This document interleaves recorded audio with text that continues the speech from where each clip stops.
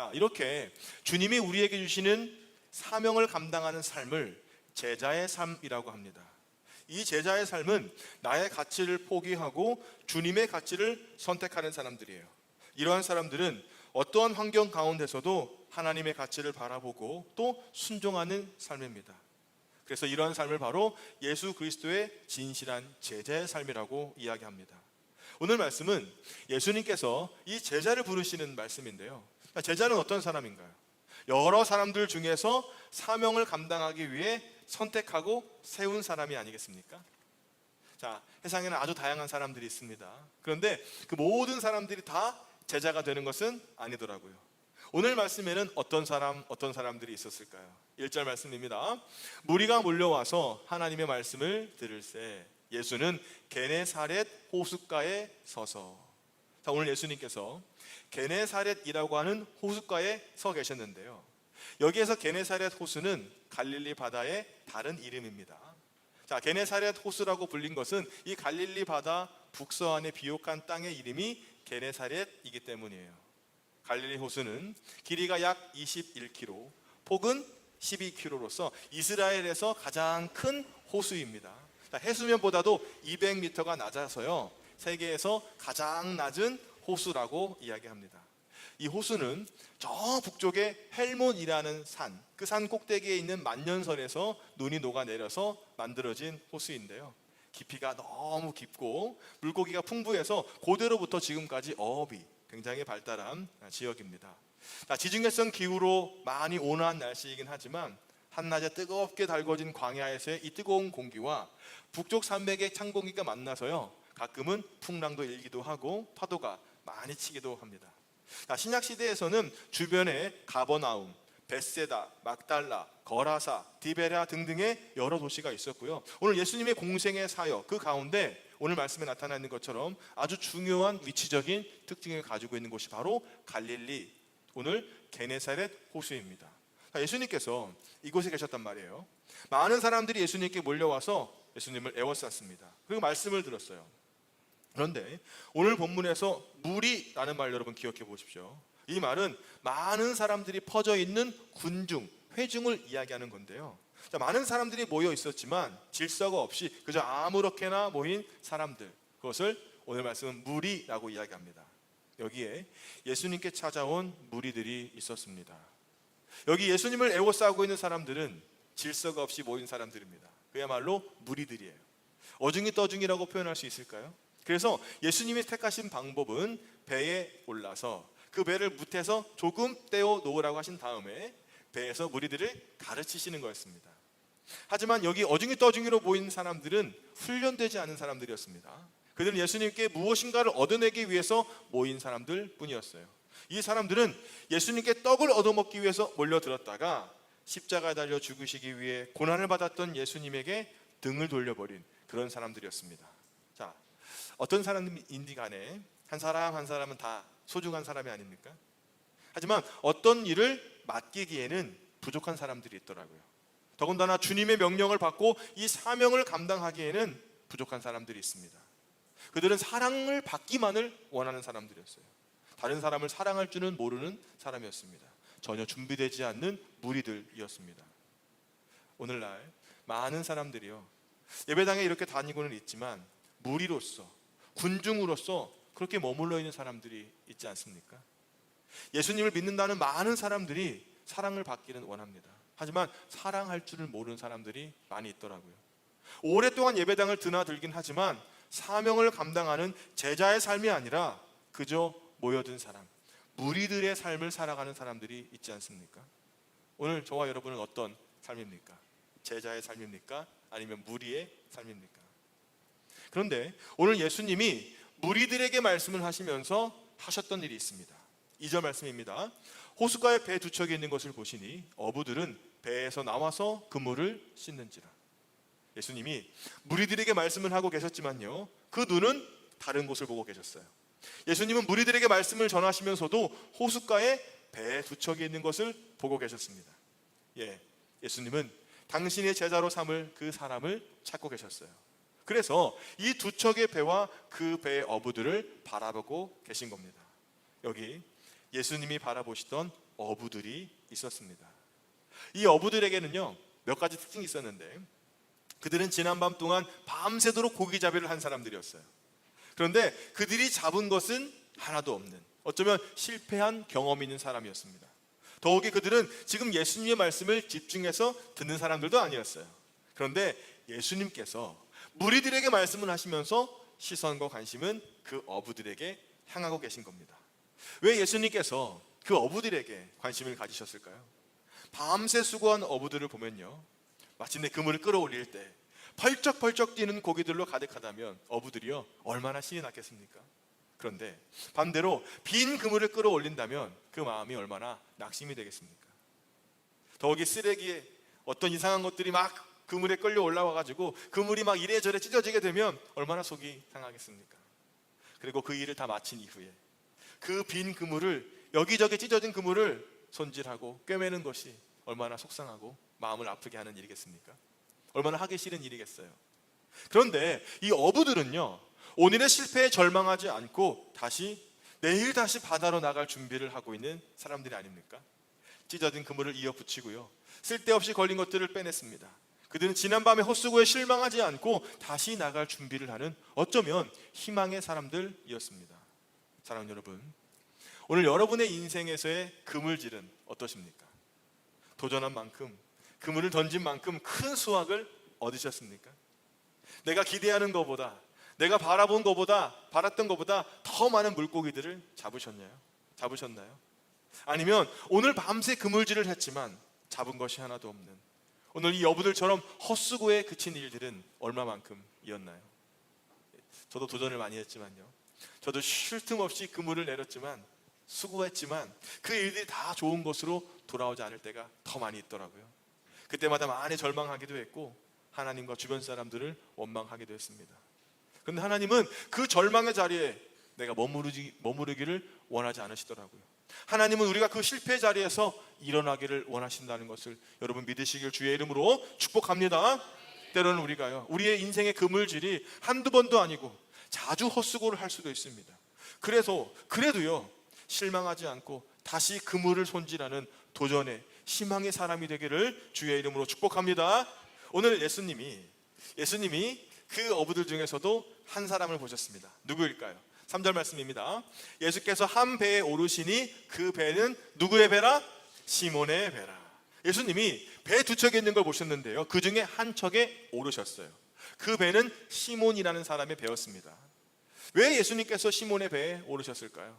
다른 것은 몰라도 예수님께서 시몬의 배에 타셨고 그것으로 인해서 이 시몬의 삶이 완전히 달라졌다는 거예요.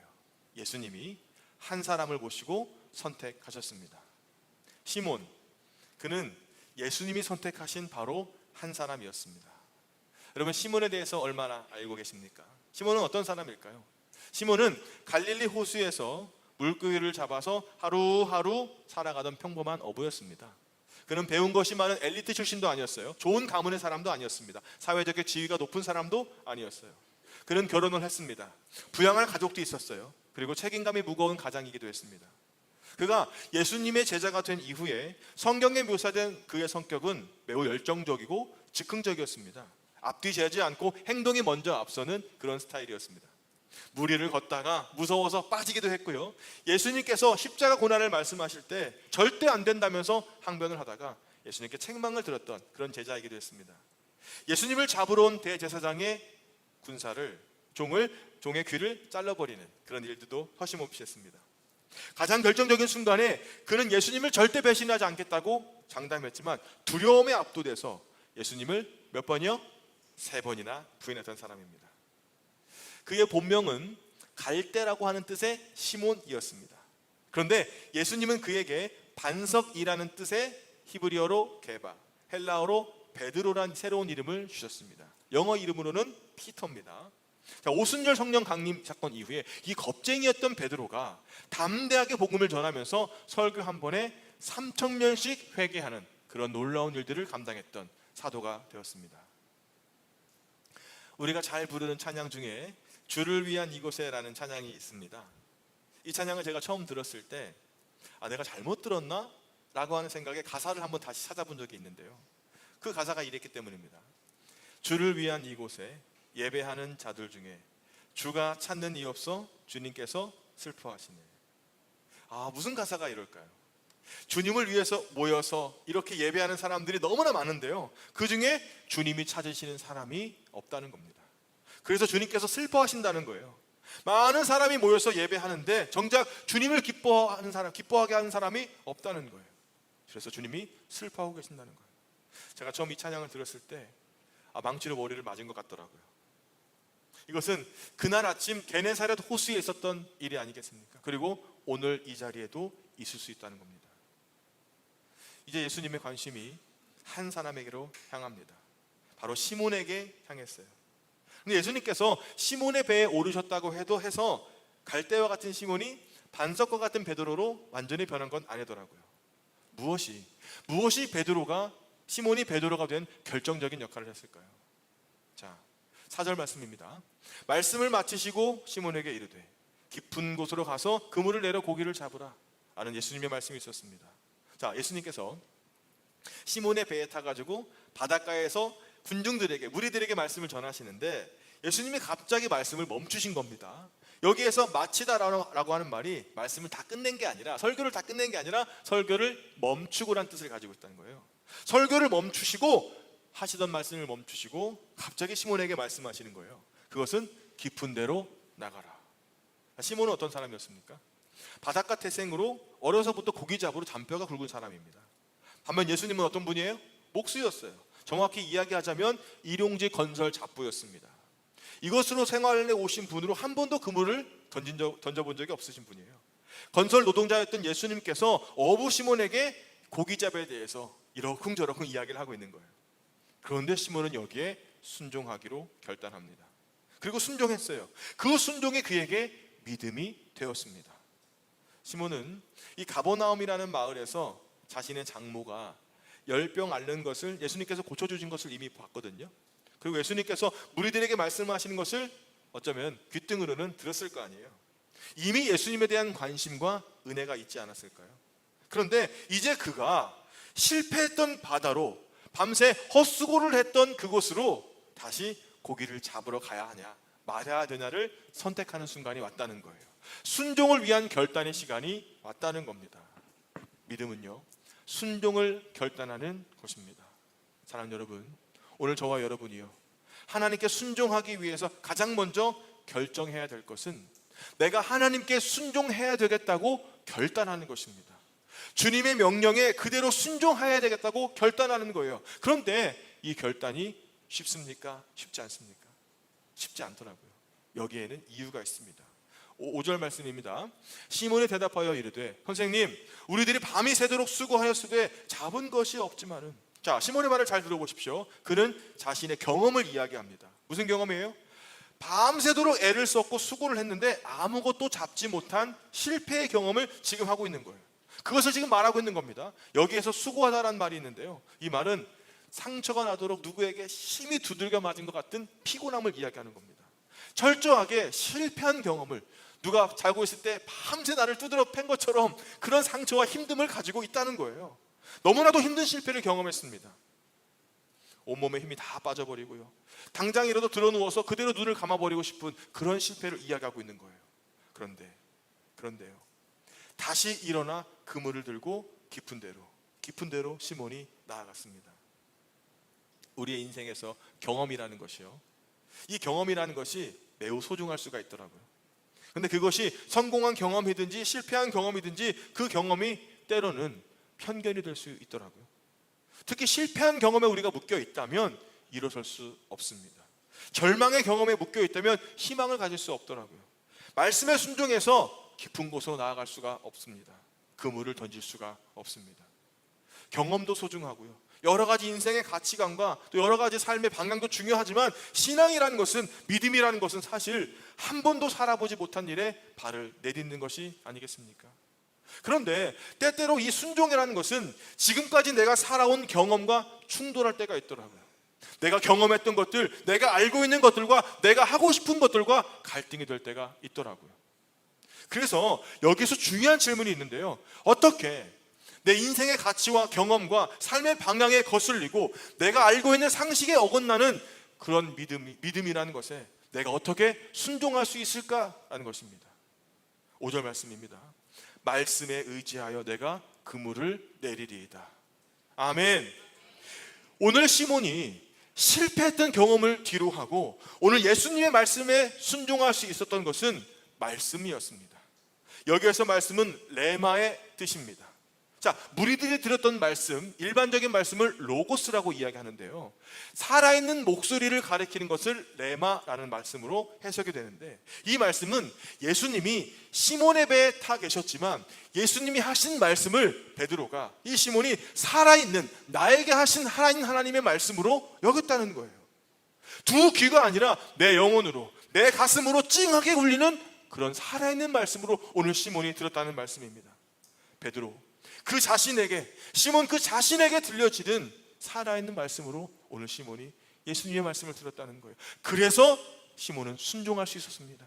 오늘 시몬의 순종은요, 말씀에 의지한 순종이었습니다.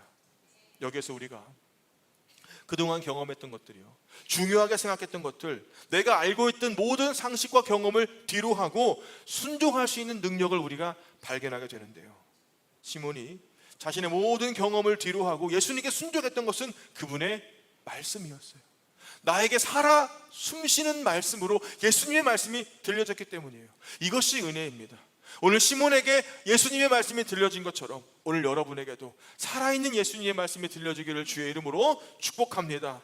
이것이 은혜라고 믿습니다. 주님의 말씀이 나의 심령에 분명하게 들리는 게 은혜입니다. 하나님의 일을 감당하는 자녀들을 찾으신다는 그 말씀이요, 내 심령에 들려지는 것이 바로 은혜인 줄로 믿습니다. 하나님, 여러분 예배 가운데 그리고 성경을 묵상하는 가운데 여러분 자신에게, 여러분의 깊은 심령에 하나님의 살아있는 말씀이 날마다 들려지기를 주님의 이름으로 축복합니다. 오늘 시몬이 살아있는 예수님의 말씀에 순종할 때 이제 어떤 일이 일어났을까요? 6절 말씀, 7절 말씀입니다. 그렇게 하니 고기를 잡은 것이 심이 많아 그물이 찢어지는지라. 사랑하는 여러분, 오늘 말씀은요, 절반의 이야기입니다. 오늘 말씀은 내가 피곤한데도, 하기 싫은데도 순종했더니 이렇게 고기가 많이 잡혔다, 나누게 되었다, 몇 배의 보상을 받았다, 여기가 끝이 아닙니다. 다음 이야기가 있어요. 순종하는 자에게 주시는 더 깊은 이야기가 있습니다. 그것은 바로 하나님이 그 순종하는 삶을 바라보시면서 그 순종하는 자에게 제자의 삶을 허락해 주신다는 그 말씀입니다. 그것이 바로 예수 그리스도의 십자가를 함께 지는 삶입니다. 앞서서 소개해드린 찬양의 뒷부분이 이렇습니다. 주님이 찾으시는 그 한 사람, 그 예배자, 내가 그 사람 되기를 간절히 주께 예배하네. 사랑하는 여러분, 이 고백이 오늘 저와 여러분의 고백이 되기를 주님의 이름으로 축복합니다. 오늘 많은 사람들이 하나님께 예배하기를 원해 나오지만 정작 하나님을 만나지 못하고 무리로서 남는 사람들이 얼마나 많이 있습니까? 하지만 하나님은요, 하나님의 거룩한 일을 위해 한 사람을 찾으시더라고요. 그 한 사람이 오늘 저와 여러분이 되시기를 주의 이름으로 축복합니다.